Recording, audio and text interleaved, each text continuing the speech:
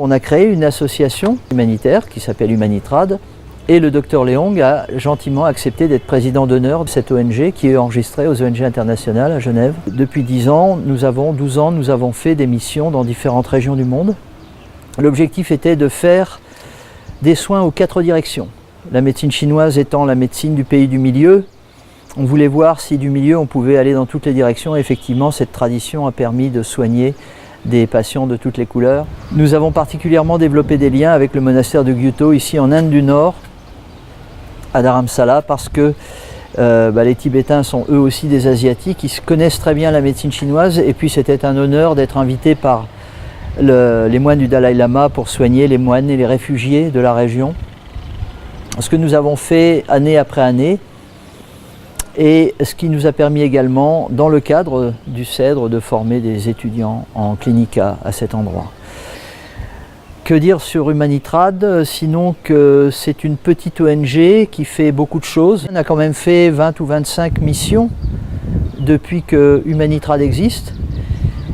Évidemment, ces missions laissent IRL des personnes qui sont en meilleur état de santé, à qui on a donné des conseils pour qu'elles puissent aller mieux ensuite.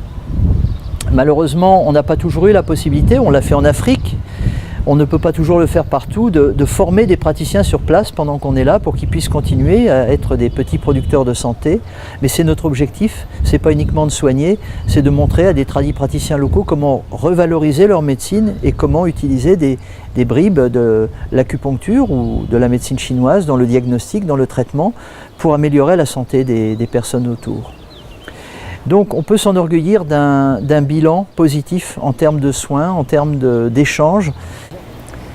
La première loi dans le bouddhisme, c'est give away, c'est la capacité à donner de soi, à donner quelque chose avec le cœur. Et les moines ont trouvé intéressant que nous venions spontanément, que nous ayons pris, nous qui ne sommes pas spécialement bouddhistes, la décision de donner spécialement de notre temps, de notre énergie, de notre connaissance pour aider des personnes. Et pour eux, c'est quelque chose qui prend forme à partir des vœux que eux formulent. Et ils considèrent qu'on fait du bouddhisme sans le savoir. C'est donc quelque chose de très enrichissant, mutuellement, de faire des soins ici. Et c'est la raison pour laquelle nous avons choisi, mais nous avons aussi été choisis pour travailler ensemble dans le cadre des clinicas, dans la formation en acupuncture. Les projets à venir d'Humanitrad, nous aimerions bien pouvoir réactiver les missions que nous avions commencé à faire par voie maritime, en bateau. Nous ne devons pas avoir trop d'ambition. Déjà, nous consacrons toute l'énergie que nous pouvons aux missions que nous avons commencé à faire et il est important d'assurer un suivi. Il serait facile d'aller dans beaucoup d'endroits, de faire quelques soins, de se sauver. Il faut développer des liens, il faut une régularité, il faut une constance. Et donc nous ne pouvons pas sans arrêt changer de lieu de mission. Nous avons déjà fait des missions dans 7 ou 8 endroits différents de la planète, ce n'est pas rien. Et il faut ensuite entretenir des liens, continuer de fournir parfois du matériel à des gens qui ensuite pratiquent de leur côté, que ce soit en Afrique, à Madagascar, en Haïti. Donc nos projets ne sont pas de nous développer à l'infini.